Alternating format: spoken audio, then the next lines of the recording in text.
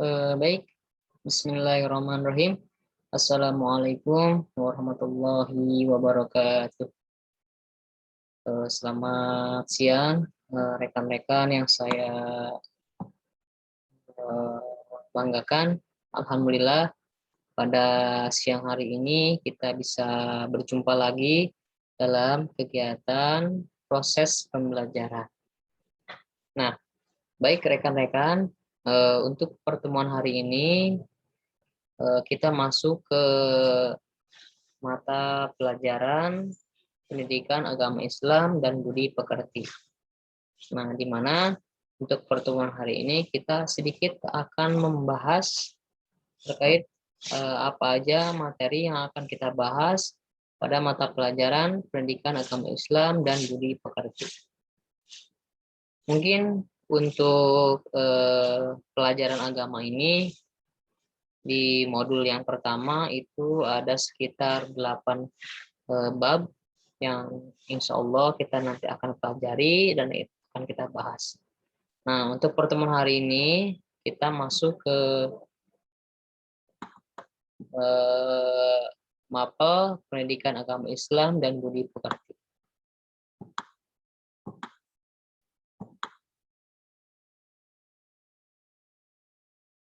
Bisa rekan-rekan lihat di modul kalian. Nah, di sini untuk daftar isinya tersendiri. Nah, ada beberapa bab.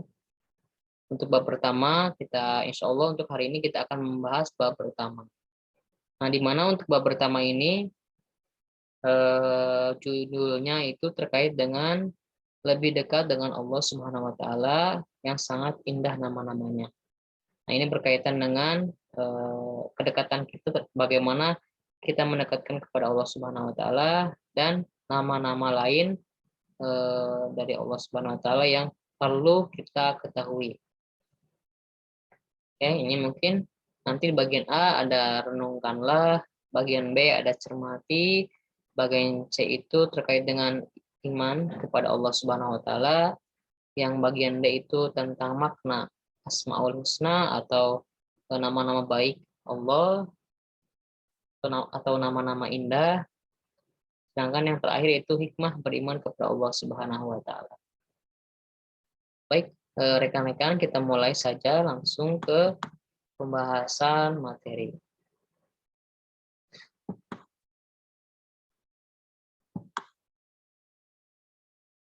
Nah, baik, rekan-rekan, bisa dilihat di modul kalian masing-masing.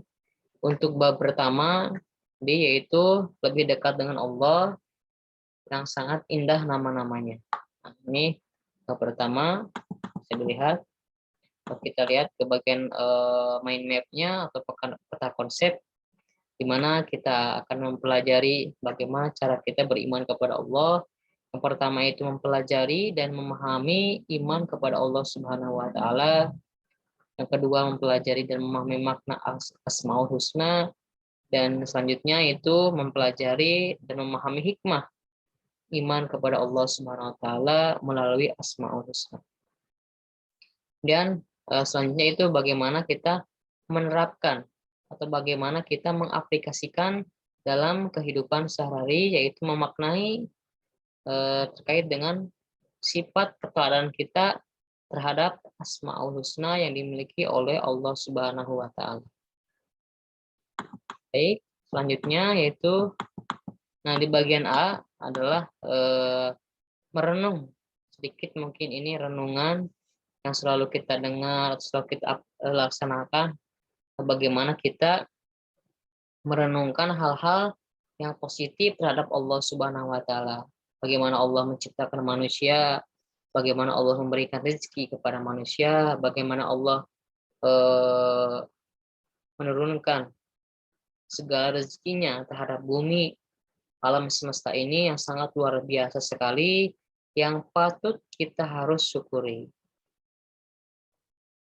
Yaitu dengan cara kita merenungkan, dengan cara kita berdoa, dengan cara kita berserah diri kepada Allah Subhanahu wa taala sebagai tanda syukur kita terhadap Allah Subhanahu wa taala atas nikmat dan atas rezeki yang Tuhan atau Allah Subhanahu wa taala kasih kepada manusia pada alam semesta yang rahmatan lil alamin.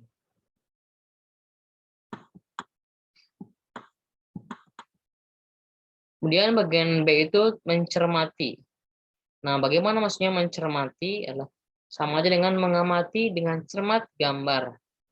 Gambar, kemudian makna-makna dari kehidupan. Kalau misalkan kita lihat mencermati kehidupan saat ini, bagaimana kita menganalisis kehidupan saat ini, begitu banyak problema, apalagi sekarang di era pandemi seperti ini, di era penyebaran wabah penyakit yang sangat luar biasa sekali. Mungkin ini suatu cobaan yang perlu kita hadapi sama dengan penuh semangat, walaupun kita masih di era pandemi yang sangat tidak sampai kapan ini akan berakhir, tapi kita selalu optimis dan selalu mencermati bagaimana cara kita menghadapi pandemi ini dengan baik. Dan bagian C itu masuk ke iman kepada Allah Subhanahu wa taala.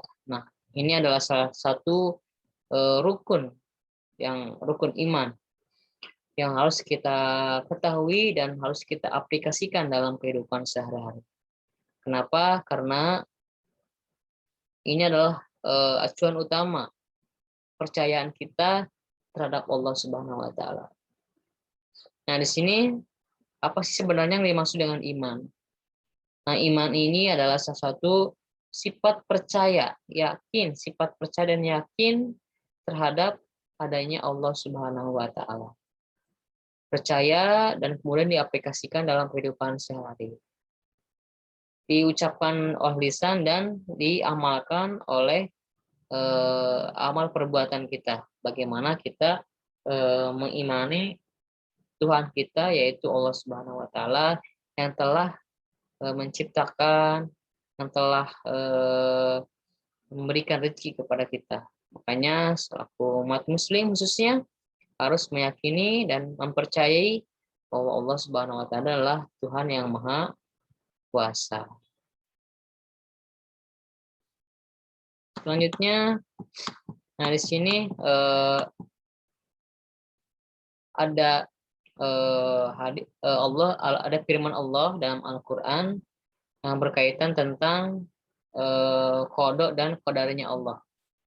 Nah, di sini dalam Al-Qur'an apa sih yang nama dengan qada dan qadar? Nah, qada dan qadar ini adalah salah satu ketentuan yang Allah berikan, yang Allah luncurkan ini kepada sebagai himbauan terhadap manusia.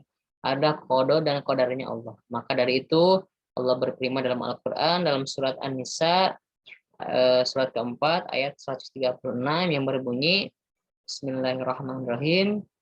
Ya ayyuhalladzina amanu aminu billahi wa rasulihi wa kitabihil ladzina nazzala ala rasulihi wal kitabil ladzina anzala min qabl. Wa may yakfur billahi wa malaikati wa kutubihi wa rusulihi wal yaumil akhiri faqad dhalalan ba'ida.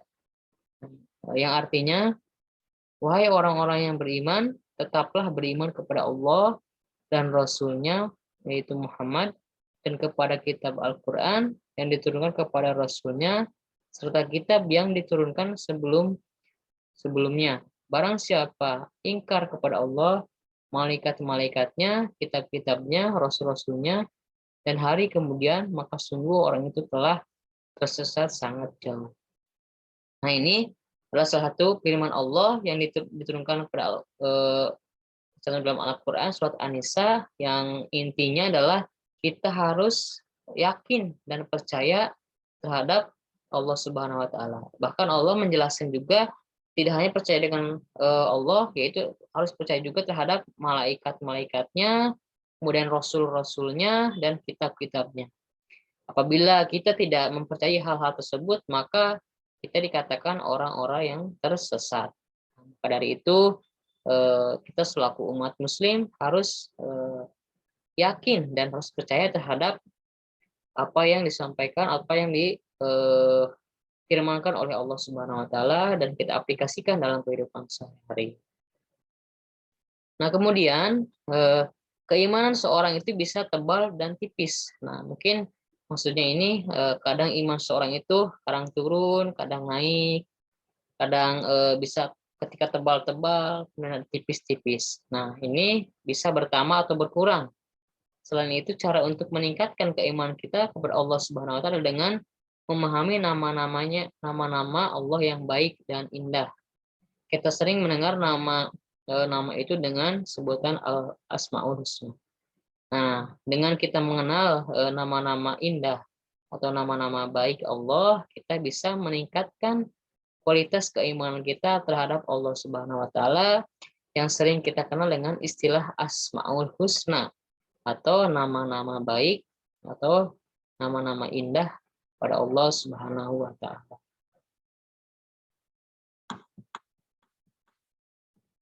Kita masuk ke bagian makna Asmaul Husna.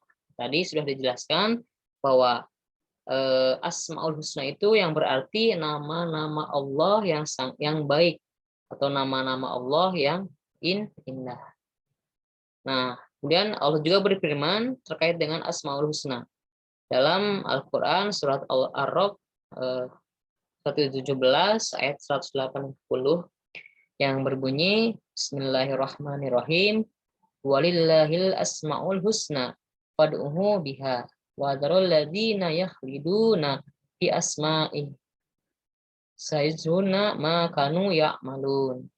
Yang artinya, dan Allah memiliki asmaul husna, nama-nama yang terbaik, maka bermohonlah kepadanya dengan menyebut asmaul husna itu dan tinggalkanlah orang-orang yang menyalahartikan nama-namanya. Mereka kelak akan mendapat balasan terhadap apa yang telah mereka kerjakan.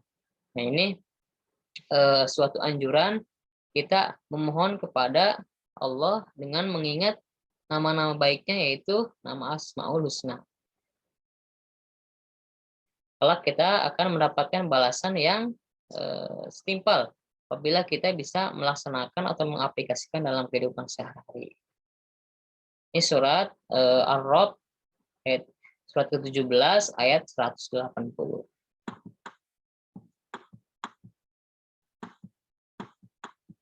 Nah, langsung aja ke bagian selanjutnya, rekan-rekan. Nah, ini pada bab ini hanya 4. Sebenarnya untuk Asmaul Husna ini ada 99 nama-nama baik Allah dalam Al-Quran, tapi untuk di mapal ini yang akan kita pelajari hanya 4 nama yang akan kita pelajari pada Asmaul Husna. Nah, yang pertama itu Al-Alim. Al-Alim, ada Al-Kabir, As-Sami, dan Al-Bashir. Ini cuma 4 yang kita pelajari. Tapi sebenarnya masih banyak lagi, ada 99. Tapi untuk pembelajaran di bab ini, kita pelajari hanya 4 saja, yaitu Al-Alim, Al-Kabir, dan As-Sami, dan Al-Bashir. Itu nama-nama Asmaul Husna diantaranya. Kita bahas yang pertama, itu Al-Alim. Nah, Al-Alim bisa dilihat oleh rekan-rekan tulisannya Al-Alim. Ini adalah Al-Alim itu artinya maha mengetahui. Allah Subhanahu wa taala maha mengetahui yang tampak atau yang gaib. Jadi Al-Alim itu maha mengetahui, Allah itu tahu mana yang gaib dan mana yang tampak. Yang tampak secara langsung maupun yang tidak terlihat oleh mata secara normal atau istilahnya gaib, hanya berat. Tapi Allah bisa mengetahuinya karena Allah bersifat Al-Alim, yaitu maha mengetahui.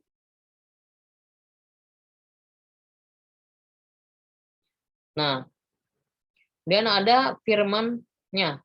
Allah juga berfirman terkait dengan Al-Alim, yaitu maha mengetahui, yaitu pada surat Al-An'am surat ke-6 ayat 59 yang berbunyi yang berbunyi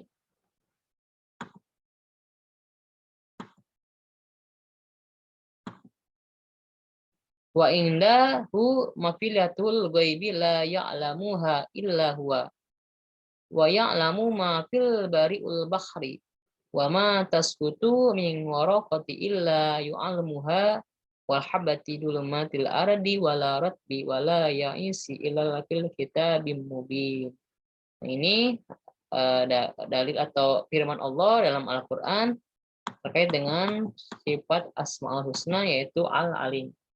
Di mana artinya sendiri yaitu dan pada sisi Allah lah kunci-kunci semua yang gaib. Tidak ada yang mengetahuinya kecuali dia sendiri. Dan dia mengetahui apa yang ada di darat dan di laut.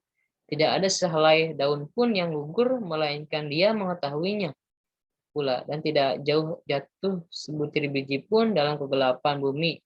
Dan tidak pula sesuatu yang basah atau yang kering, melainkan tertulis dalam kitab yang nyata. Yaitu Lauhul Mahfuz. Ini surat Al-An'am, surat ke-6, ayat 59. Yang intinya adalah Allah mengetahui segalanya, baik itu yang tampak maupun yang secara gaib. Ini firman Allah yang menjelaskan bahwa Allah bersifat Al-Alim, itu yang Maha mengetahui. Oke, next ke slide berikutnya. Yang kedua yaitu Al-Kabir. Nah, sekarang kita masuk ke nama Allah yang kedua, itu Al-Kabir. Apa yang artinya, apa yang dimaksud dengan Al-Kabir? Nah, Al-Kabir secara artinya, secara pengertian adalah maha waspada. Nah, mengetahui perkara yang tersembunyi. Allah Subhanahu wa taala menciptakan miliaran makhluk dengan berbagai ragamnya. Semua diketahui oleh Allah dengan detail, penuh kecermatan dan kewaspadaan, baik secara lahir maupun secara batin. Jadi Allah begitu luar biasanya menciptakan miliaran makhluk hidup, tapi dia sangat mengetahui dan waspada terhadap apa yang dia ciptakan. Dia penuh kecermatan, kemudian secara lahir, secara batin, sangat detail sekali bagaimana proses penciptaan miliaran makhluk yang Allah ciptakan. Misalkan proses terbentuknya manusia, dari mulai tergabungnya sel sperma dengan ovum, kemudian nanti akan terjadi sekumpulan darah, lama-lama akan menjadi janin akan terbentuklah, lama-kelamaan diterupkanlah ruh, nanti kemudian terbentuklah tulang-tulang, sambung nyamuk, lama-kelamaan akan terbentuklah menjadi manusia, sehingga lahirlah seorang manusia yang sangat luar biasa sekali, sehingga kita memiliki akal, memiliki pikiran. Begitu Allah sangat waspada dan detail dan cermat untuk menciptakan manusia, itu makhluk yang sangat sempurna sekali.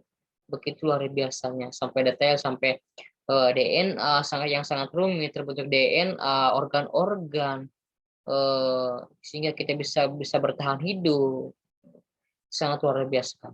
Itulah suatu kebijaksanaan Allah, kekuasaan Allah.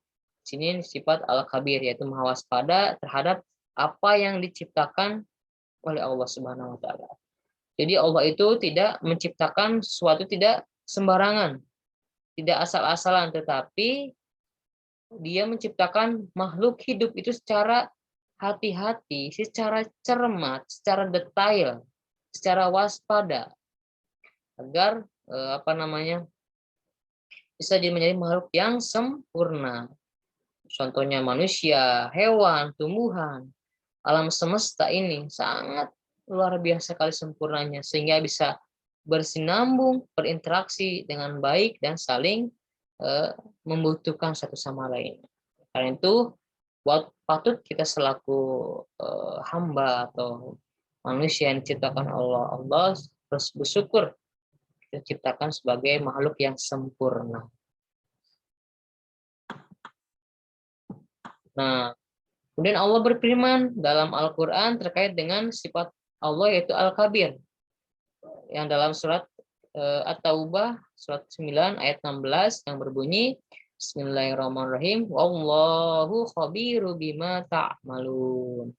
Yang artinya, dan Allah maha teliti terhadap apa yang kamu kerjakan. Nah, ini sini jelas ya. Allah itu maha teliti terhadap apa yang kamu kerjakan. Apapun yang kita kerjakan, apapun yang Allah ciptakan itu sangat teliti, sangat cermat, sangat waspada, sangat detail.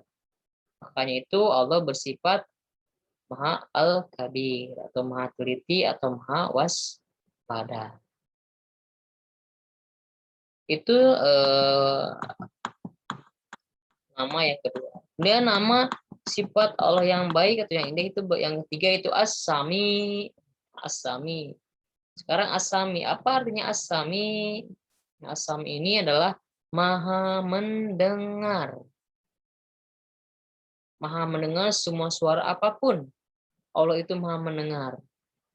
Walaupun kita berbicara di dalam hati, walaupun kita berdoa dalam hati tidak dengan suara keras, tapi Allah mendengar semua permintaan dari makhluknya. Ketika kita berdoa setelah sholat, memohon ampunan kepada Allah Subhanahu wa Ta'ala, walaupun kita di dalam hati, kita berzikir setelah sholat, sebelum sholat, Allah itu sangat mendengar permintaan hambanya karena Allah bersifat as-sami, yaitu Allah maha mendengar.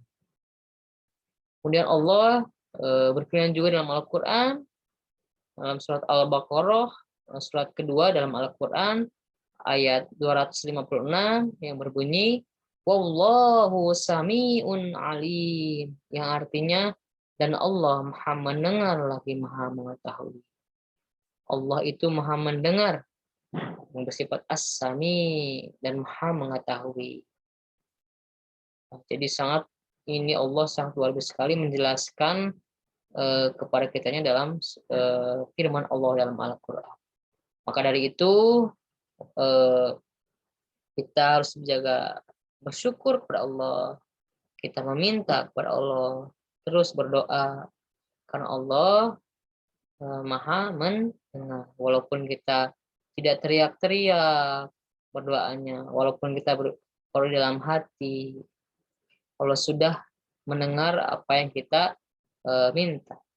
Makanya kita dianjurkan untuk menjaga lisan kita agar berkata-kata yang baik, tidak mengucapkan hal-hal yang negatif. Mari kita manfaatkan, mari kita gunakan lisan kita dengan kata-kata yang baik. Karena Allah mendengar apa yang kita ucapkan sehari-hari. Itu sifat Allah as-sami, yaitu maha mendengar. Selanjutnya kita masuk ke sifat Allah dalam Asmaul Husna, sifat yang keempat. Bisa rekan-rekan lihat di modulnya, yaitu Al-Bashir. Apa Al-Bashir artinya? Al-Bashir adalah Allah maha melihat. Allah maha melihat. Ini diperjelas dalam Al-Quran, firman Allah surat Al-Hujarat yang berbunyi Bismillahirrahmanirrahim. Innallaha ya'lamu ghaibas samawati wal ard. Wallahu basyirum bima ta'malun. Surat ke-18, surat ke-49 ayat 18, yaitu surat Al-Hujarat, yang artinya sesungguhnya Allah mengetahui apa yang gaib di langit dan di bumi, dan Allah maha melihat apa yang kamu kerjakan. Ingat ya, rekan-rekan semuanya, Allah itu bersifat Al-Basir, yaitu maha melihat apa yang kita kerjakan di bumi. Walaupun tidak dilihat oleh orang-orang, tapi Allah melihat kita. Walaupun kita cuma sendirian, misalkan di rumah, atau kita melakukan hal-hal yang negatif sendiri, tapi Allah melihat apa yang kita kerjakan, apa yang kita laksanakan. Oleh karena itu, mari sama-sama kita perbaiki perbuatan kita, mari kita kerjakan hal-hal yang positif, karena Allah memantau kita, Allah melihat kita, apa yang kita kerjakan dalam kehidupan sehari-hari. Karena itu hindari perbuatan-perbuatan yang tercela, hindari perbuatan-perbuatan yang negatif. Karena Allah selalu memantau kita, selalu melihat kita. Karena Allah bersifat Al-Bashir. Kemudian kita lanjutkan. Nah, kita masuk ke bagian yang E. Hikmah beriman kepada Allah Subhanahu wa taala. Sini kita ada beberapa hikmah yang kita akan dapatkan jika kita yakin dan beriman kepada Allah Subhanahu wa taala. Yang pertama yaitu selalu mendapat pertolongan Allah. Allah memperjelas dalam surat Al-Mu'min, "Inna langsyuru rasuluna walladzina amanu fil hayati dunya wa yauma yaqumul ashab." Yang artinya sesungguhnya kami menolong rasul-rasul kami dan orang-orang yang beriman dalam kehidupan dunia dan pada akhir berdirinya saksi pada hari kiamat. Jadi hikmah yang pertama yaitu kita akan mendapatkan pertolongan dari Allah Subhanahu wa taala. Ketika kita di bumi, hidup di dunia, dan kita nanti ketika kita menghadap hari kiamat. Itu hikmah yang pertama. Hikmah yang kedua, kita beriman kepada Allah adalah hati menjadi tenang dan tidak gelisah. Hati menjadi tenang dan gelisah. Allah berfirman juga dalam Al-Quran, "Alladzina amanu watma'inu qulubuhum bidzikrillah. Ala bidzikrillahi tatma'innul qulub." Yang artinya itu orang-orang yang beriman dan hati mereka menjadi tentram dengan mengingat Allah. Ingatlah, hanya dengan mengingat Allah lah hati menjadi tentram.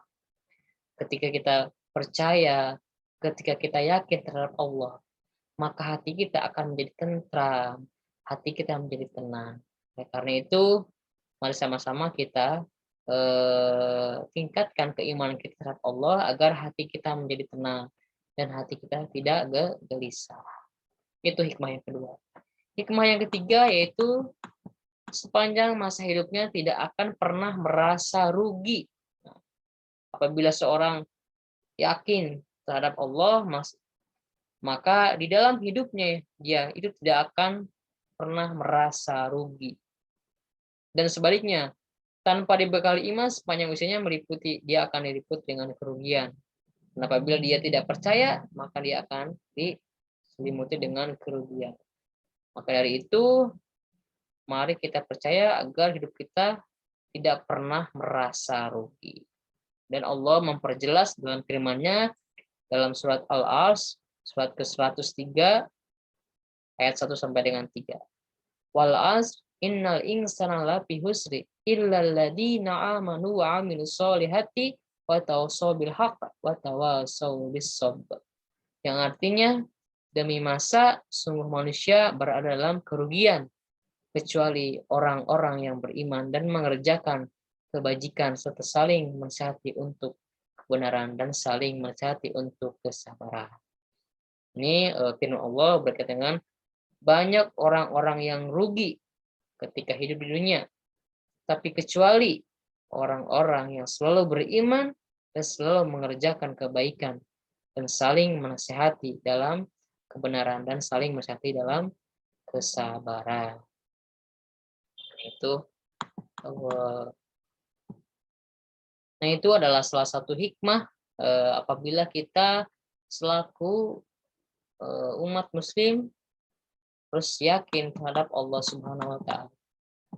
Yang pertama tadi mendapat pertolongan, yang kedua akan selalu diberikan ketenangan dan ketentraman, yang ketiga kita akan terhindar dari rasa rugi. Hingga itulah hikmah kita beriman kepada Allah Subhanahu wa taala. Oke, selanjutnya mungkin lebih kecil bisa langsung saja ke bawah. Nah, ini mungkinlah udah selesai kerangkuman. Ya, intinya bahwa iman kepada Allah adalah satu percaya sepenuh hati bahwa itu ada. Dan ada nama-nama Allah, Asmaul Husna, berarti nama-nama Allah yang baik. Ada Alim, Maha Mengetahui, Al-Kabir, Maha Teliti, As-Sami, Maha Mendengar, dan Al-Bashir, dan Maha Melihat. Dan yang selanjutnya itu bagaimana kita meneladani dan mengaplikasikan keimanan kita terhadap Allah Subhanahu wa taala dalam kehidupan sehari-hari. Nah, mungkin rekan-rekan itu materi bab pertama yang kita bahas pada hari ini terkait dengan iman iman kepada Allah Subhanahu wa taala.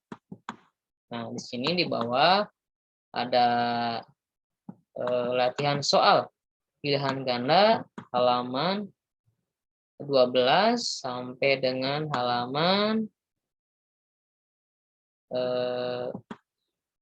sampai dengan halaman 14. Nah, untuk latihan soalnya rekan-rekan kerjakan dari halaman 12 bagian pilihan ganda sampai dengan halaman 14. Rekan-rekan kerjakan di buku latihan rekan-rekan semuanya atau di kertas folio. Kerjakan bagian pilihan ganda bagian 1, bagian 2 dan bagian 3 sampai dengan halaman 14. Nah, di halaman 12 sampai dengan halaman 14 kerjakan di kertas folio, hasilnya kirim lewat link yang sudah diberikan. Dan nanti sebelum kita di pertemuan berikutnya kita harus sudah selesai untuk pengerjaan tugasnya. Nah, mungkin itu rekan-rekan semuanya terkait dengan kegiatan pembelajaran hari ini, mata pelajaran pendidikan agama Islam dan budi pekerti. Mudah-mudahan apa yang kita pelajari hari ini bisa diaplikasikan dan dalam kehidupan sehari-hari. Insya Allah nanti minggu depan kita lanjutkan ke pertemuan berikutnya. Mungkin itu saja untuk pertemuan hari ini. Ditutup. Wassalamualaikum warahmatullahi wabarakatuh.